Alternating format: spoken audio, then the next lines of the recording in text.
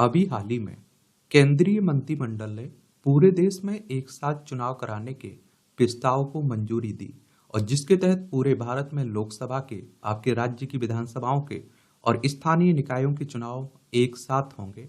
यह निर्णय पूर्व राष्ट्रपति रामनाथ कोविंद की अध्यक्षता वाली एक उच्च स्तरीय समिति द्वारा एक राष्ट्र एक चुनाव योजना पर रिपोर्ट प्रस्तुत करने के बाद ये फैसला लिया गया है। और देखिए, एक देश एक चुनाव की प्रक्रिया कोई नई नहीं है। हमारे देश में 1967 तक एक साथ ही चुनाव होते थे। तो एक देश एक चुनाव के बारे में हम लोग आज विस्तार से बात कर लेते हैं, एक सामान्य जानकारी देख लेते हैं। इस तरह का जो भी टॉपिक रहता है उससे आपके एग्जाम में क्वेश्चंस पूछे जाते हैं। चाहे आप लोग सिविल सर्विस एग्जाम की तैयारी कर रहे हो, स्टेट पीसीएस एग्जाम की तैयारी कर रहे हो या फिर वनडे एग्जाम होते रहते हैं। मैं इसीलिए आप लोगों से कहता भी हूँ कि आप जिस भी एग्जाम की तैयारी कर रहे हैं उसका सिलेबस, उसके पुराने क्वेश्चंस पेपर उठा के जरूर देख लिया करिएगा। और फिर मुझे लगता है कि इस तरह के टॉपिक के बारे में एक सामान्य जानकारी आपके पास होना चाहिए। आपको मालूम तो होना चाहिए एक देश एक चुनाव है क्या, और इससे संबंधित अभी जो सिफारिशें की जा रही हैं उन पर भी बात कर लेंगे, जान लेंगे। बहुत सारे लोग इसके पक्ष में हैं, बहुत सारी राजनीतिक पार्टियां एक देश एक चुनाव के पक्ष में, बहुत सारे लोग इसका विरोध करती रहती हैं, बहुत सारी पार्टियां भी, और इससे जुड़ी हुई कुछ चिंताएं भी हैं। उन चिंताओं के बारे में भी हम लोग बात करेंगे, जानेंगे। देखिए, जो आपके विधानसभा, लोकसभा, राज्यसभा, राष्ट्रपति, उपराष्ट्रपति के चुनाव होते हैं, इन्हें कौन करवाता है, इनकी देखभाल कौन करता है? इलेक्शन कमीशन ऑफ इंडिया, भारतीय निर्वाचन आयोग, जिसे आप लोग चुनाव आयोग कह देते हैं। एक संवैधानिक संस्था है। संविधान के अनुच्छेद 324 के तहत चुनाव आयोग की स्थापना की बात की गई है। 25 जनवरी 1950 में स्थापना हुई थी। 25 जनवरी को आप लोग मतदाता दिवस मनाते हैं। नई दिल्ली में हेडक्वार्टर देखने को मिलेगा। सुकुमार सेन पहले मुख्य चुनाव आयुक्त थे। जो आपके स्थानीय चुनाव होते हैं ना, सरपंच के हो गए, जिला पंचायत, जिला अध्यक्ष के लिए नहीं जो होते रहते हैं, जनपद पंचायत, या फिर आप देखिए नगर पालिका, नगर निगम, इनके लिए हर राज्य में चुनाव आयोग होता है अपना। एमपी में जाएंगे तो मध्य प्रदेश निर्वाचन आयोग, आपका उत्तर प्रदेश में उत्तर प्रदेश निर्वाचन आयोग आपको देखने को मिल जाएगा। देखिए, हमारा प्यारा भारत है। तो आप देखिए, एक साथ चुनाव संबंधी समिति की प्रमुख सिफारिशें क्या है। अभी जो रामनाथ कोविंद साहब की अध्यक्षता में जो समिति बनाई गई थी उसकी सिफारिशें क्या है। संविधान में संशोधन, 2 विधेयकों में एक साथ चुनाव कराने के लिए संविधान में संशोधन किया जाना चाहिए। और देखिए, जब भी कोई संशोधन होता है, जो कभी नियम लाना होता है, कानून बनाना होता है, तो आप सभी जानते हैं कि राज्यसभा, लोकसभा में प्रस्ताव आता है, उसे आप लोग विधेयक कहते हैं, बिल कहते हैं। वहां चर्चा होती है और राज्यसभा, लोकसभा से पारित होने के बाद राष्ट्रपति की सहमति मिलती है और वो आपका कानून बन जाता है। इसमें विधेयक एक, लोकसभा और राज्य विधानसभाओं का के चुनाव एक साथ कराए जाएंगे। इसके लिए संविधान संशोधन के लिए राज्यों द्वारा अनुसमर्थन की आवश्यकता नहीं होगी। विधेयक 2, नगर पालिकाओं और पंचायतों के चुनाव लोकसभा और राज्य विधानसभाओं के चुनाव के साथ इस प्रकार समन्वित किए जाएंगे कि स्थानीय निकाय के चुनाव लोकसभा और राज्य विधानसभाओं के चुनाव के 100 दिनों के अंदर कराए जाए। इस समिति ने सिफारिश की हुई है कि लोकसभा के और विधानसभा के चुनाव एक साथ करवा लिए जाएं, और जब लोकसभा और राज्यसभा के विधानसभा के चुनाव हो जाएं तो उसके 100 दिनों के अंदर आपके जो स्थानीय निकाय हैं उनके चुनाव करवा लिए जाने चाहिए। इसके लिए कम से कम आधे राज्यों के अनुमोदन की आवश्यकता होगी दूसरे विधेयक के लिए।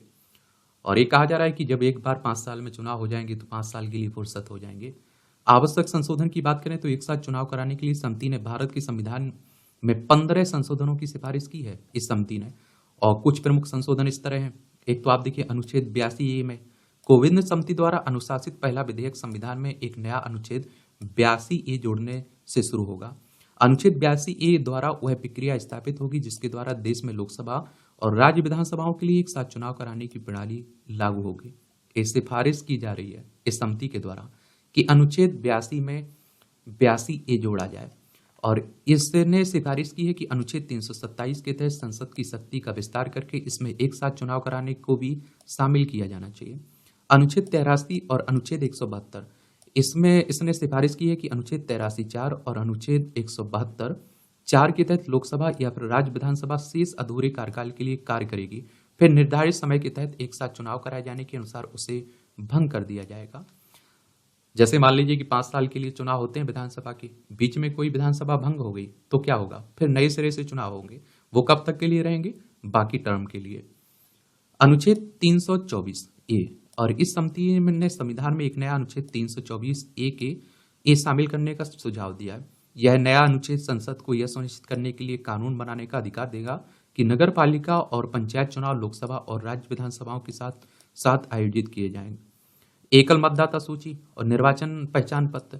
भारत निर्वाचन आयोग राज्य निर्वाचन आयोगों के परामर्श से चुनावों के सभी तीनों स्तरों के लिए एकल मतदाता सूची और निर्वाचन पहचान पत्र तैयार कर सकता है। राज्य स्तर पर मतदाता सूची और निर्वाचन पहचान पत्र के संबंध में राज्य निर्वाचन आयोग की शक्ति को भारत निर्वाचन आयोग को हस्तांतरित करने के लिए संविधान संशोधन के लिए कम से कम आधे राज्यों के अनुमोदन की आवश्यकता होगी। अब आप देखते हैं कि अगर आपकी उम्र 18 साल हो चुकी तो वोटर सूची में आपका नाम जुड़ जाता है, आप लोग वोट डालने भी जाते हैं, तो फिर अलग अलग वोटर सूची बनाने की क्या जरूरत है? एक ही बनाइए ना, उसी से आपके विधानसभा के चुनाव हो जाए, उसी से आपके लोकसभा के चुनाव हो जाए, उसी से आपके स्थानीय चुनाव हो जाए। अब आप देखिए, अगर मान लीजिए त्रिशंकु विधानसभा या समय पूर्व विघटन विधानसभा हो जाती है, तब क्या होगा? त्रिशंकु सदन अविश्वास प्रस्ताव या ऐसी किसी घटना की स्थिति में सदन की शेष अवधि के लिए नई लोकसभा या फिर राज्य विधानसभा का गठन करने के लिए चुनाव कराए जाने चाहिए। मान लीजिए लोकसभा 2 साल चली और भंग होगी आपकी, फिर से चुनाव हो रहे हैं, तो क्या होगा? तो जो आप देखते हैं कि बाकी 3 साल रहेगा ना, उसी के लिए नई लोकसभा का गठन होगा। रसद आवश्यकताओं को पूरा करना। तो भारतीय निर्वाचन आयोग राज्य निर्वाचन आयोग के परामर्श से अग्रिम रूप से योजना बनाएगा और आकलन करेगा तथा जनशक्ति मतदान कर्मियों, सुरक्षा बलों, ईवीएम, वीवीपीएटी आदि के नियोजन हेतु कदम उठाएगा इसमें। और चुनाव का समन्वय। तो चुनाव का समन्वय करने के लिए समिति ने सुझाव दिया कि राष्ट्रपति आम चुनाव के बाद लोकसभा की पहली बैठक पर जारी अधिसूचना के माध्यम से एक नियत तिथि निर्धारित करे और यह तिथि नए चुनाव चक्र की शुरुआत का प्रतीक होगी। और प्रस्तावित अनुच्छेद 82A के तहत नियत तिथि के बाद आयोजित किसी भी आम चुनाव में निर्वाचित सभी राज्य विधानसभाओं लोकसभा के पूर्ण कार्यकाल के अंत में समाप्त होगी, भले ही उन्होंने अपना 5 वर्ष का कार्यकाल पूरा हो या ना किया हो। उदाहरण जैसे आप देखिए, पश्चिम बंगाल को देख लीजिए, इसका कार्यकाल 2026 तक चलना है, कर्नाटक का 2028 तक, और मैं अगले विधानसभा चुनाव के बाद मई या जून 2029 में इन विधानसभाओं का कार्यकाल समाप्त हो जाएगा। अगली लोकसभा के कार्यकाल के साथ इनको समन्वित किया जाए, ये कहा जा रहा है। क्योंकि कुछ आप देखते हैं कि अभी हुए ना विधानसभा के चुनाव, या आप देखते हैं कि कुछ का पहले हो गया, तो आप देखिए 2028 में कुछ विधानसभाओं के चुनाव होंगे, तो उन्हें कुछ टाइम के लिए बढ़ा दिया जाए। और आप देखिए जिनका 2029 में आप देखते हैं कि विधानसभा कार्यकाल खत्म हो रहा होगा, उन्हें 29 में करवा दिया जाए, यानी कि एडजस्ट कर लिया जाए एक तरह से। एक साथ चुनाव कराना पर पूर्व की सिफारिशें क्या है, ये भी देख लीजिए। विधि आयोग। तो आप देखिए 2018 में स्थापित 21वें विधि आयोग ने प्रस्ताव दिया एक साथ चुनाव कराने से कई लाभ होंगे, और जिसमें लागत बचत एवं प्रशासनिक संरचनाओं और सुरक्षा बलों पर दबाव कम होगा, यानी आदि शामिल है सब। 1999 में भारत के विधि आयोग ने देश में चुनाव प्रणाली में सुधार के उपायों की जांच करते हुए लोकसभा और राज्य विधानसभाओं के लिए एक साथ चुनाव कराने की सिफारिश की थी। तो विधि आयोग भी एक साथ चुनाव करवाने की सिफारिश कर चुका है। कार्मिक लोक शिकायत विधि और न्याय संबंधी विभाग संबंधी संसदीय स्थायी समिति ने अपनी 79वीं रिपोर्ट में एक साथ चुनाव कराने के लिए एक वैकल्पिक और व्यवहारिक पद्धति की सिफारिश की थी। नीति आयोग, जो योजना आयोग को प्रतिस्थापित करके 2015 में आया था, तो नीति आयोग ने 2017 में एक साथ चुनाव कराने के विचार का समर्थन किया था। अब एक साथ चुनाव क्या है, तो आप देखते हैं कि एक साथ चुनाव का अर्थ है लोकसभा और सभी राज्य विधानसभाओं और स्थानीय निकाय अर्थात नगर पालिकाओं और पंचायतों का एक साथ चुनाव कराना। और इसका प्रभावी अर्थ यह है कि एक मतदाता एक ही दिन और एक ही समय में सरकार के सभी स्तरों के सदस्यों के चुनाव के लिए अपना वोट डालता है, उसे बार बार परेशान नहीं होना पड़ेगा। और बहुत सारे लोग कहते हैं अगर एक साथ चुनाव होगा तो वोट परसेंट बढ़ेगा। लोगों के मन में अभी ख्याल आता है ना, बार बार हमें परेशान होना पड़ता है, छोड़िए ना, तो उन्हें लगेगा 5 साल में एक बार ही तो डालने जाना है वोट, तो वो आराम से टाइम निकाल के जा भी पाएंगे। वर्तमान में आप देखते हैं कि सभी चुनाव एक दूसरे से स्वतंत्र रूप से होते हैं तथा प्रत्येक निर्वाचित निकाय की शर्तों के अनुसार समय सीमा निर्धारित की जाती है। इसका तात्पर्य यह नहीं है कि देश भर में लोकसभा और राज्य विधानसभाओं के लिए मतदान एक ही दिन हो जाना चाहिए। इसे चरणबद्ध तरीके से कराया जा सकता है और इसे लोकप्रिय रूप से एक राष्ट्र एक चुनाव के रूप में जाना जाता है। इतिहास की बात करें तो 1967 कि चौथे आम चुनाव तक एक साथ चुनाव विचलन में थे, एक साथ चुनाव होते थे। हालांकि उत्तरोत्तर केंद्र सरकार ने संवैधानिक प्रावधानों का प्रयोग करते हुए राज्य सरकारों को उनके कार्यकाल की समाप्ति से पहले ही बर्खास्त कर दिया था। 1968-69 में कुछ राज्यों की विधानसभाओं को पहले ही समाप्त कर दिया गया था, बर्खास्त कर दिया था। सरकारें गिर गई थी। राज्यों और केंद्र में गठबंधन सरकारें विकसित होती रही हैं, इसलिए एक साथ चुनाव कराने की प्रथा समाप्त हो गई। और इसके बाद आप देखेंगे कि लोकसभा के चुनाव भी समय से पहले करवा दिए गए थे। इसके बाद एक साथ चुनाव कराने के चक्र के बाधित होने से देश में अब एक वर्ष में 5 से 6 चुनाव होते हैं। यदि नगर पालिका और पंचायत चुनाव को भी इसमें शामिल कर लिया जाए तो चुनाव की संख्या कई गुना बढ़ जाएगी। एक साथ चुनाव की आवश्यकता क्यों है? तो एक साथ चुनाव की वांछनीयता पर लागत, शासन, प्रशासनिक सुविधा और सामाजिक सामंजस्य के दृष्टिकोण से चर्चा की जा सकती है। लागत में कमी आएगी। लोकसभा के लिए आम चुनाव कराने में केंद्र सरकार को लगभग 4,000 करोड़ रुपए का खर्च करना होता है। राज्य के आकार के आधार पर आप देखिए राज्य विधानसभा चुनाव में भी काफी खर्च होता है। एक साथ चुनाव कराने से इन समग्र लागतों में कमी आ सकती है। अभियान मोड, तो मंत्रियों सहित राजनीतिक दल अक्सर राज्य में लगातार होने वाले चुनाव के कारण अभियान में लगे रहते हैं। इससे प्रभावी नीति निर्माण और शासन में बाधा उत्पन्न होती है। आदर्श आचार संहिता, तो चुनाव अवधि के दौरान जो 45 से 60 दिनों तक चलती है, आदर्श आचार संहिता लागू होने के कारण केंद्र एवं या फिर राज्य सरकारों द्वारा नई योजनाओं या फिर परियोजनाओं की घोषणा नहीं की जा सकती है, और जिससे शासन पर और अधिक प्रभाव पड़ता है और कहीं ना कहीं चुनाव होते ही रहते हैं। कार्यकुशलता पर प्रभाव, चुनाव के दौरान प्रशासनिक प्रक्रिया शिथिल हो जाती है क्योंकि पूरा ध्यान चुनाव कराने पर केंद्रित हो जाता है, और इसके साथ ही चुनाव में अर्धसैनिक बलों को भी शामिल किया जाता है। सामाजिक सामंजस्य, तो विधिवत चुनाव के कारण ध्रुवीकरण अभियान से बहुधार्मिक बहुभाषी देश में सामाजिक विभाजन और भी गहरा हो सकता है। हिंदू मुस्लिम होता रहता है, जाति पाति होते ही रहती हैं, तो उससे भी निजात मिलेगी। अर्थव्यवस्था में अनिश्चितता, असमय चुनाव अनिश्चितता और अस्थिरता का कारण बनते हैं, जिससे आपूर्ति श्रृंखला, व्यवसायिक निवेश और आर्थिक विकास बाधित होते हैं।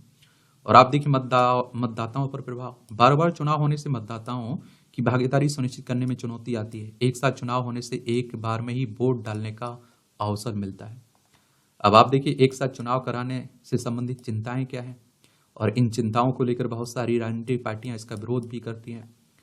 तो ये कहते हैं संघीय भावना का कमजोर होना, राष्ट्रीय राजनीतिक दलों को क्षेत्रीय दलों पर बढ़त मिलने से संघीय भावना कमजोर हो सकती है, और इससे क्षेत्रीय दल हाशिए पर जा सकते हैं जो स्थानीय मुद्दों और जमीनी स्तर के प्रचार पर निर्भर रहते हैं, जबकि राष्ट्रीय दलों को बड़े संसाधनों और मीडिया प्रभाव से लाभ मिलता है।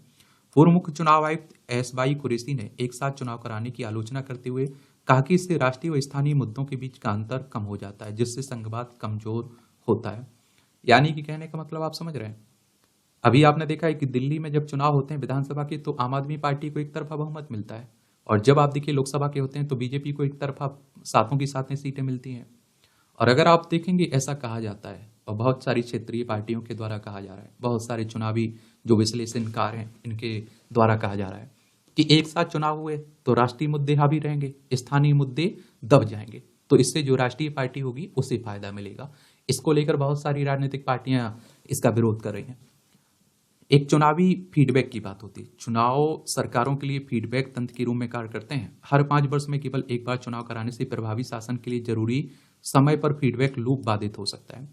समय पूर्व विघटन, यदि एक साथ चुनाव कराए जाते हैं और सरकार लोकसभा में अपना बहुमत खो देती है तो यह प्रश्न उठता है कि क्या सभी राज्यों में नए चुनाव कराने की आवश्यकता होगी, भले ही सत्तारूढ़ दल के पास उन राज्यों में पूर्ण बहुमत हो।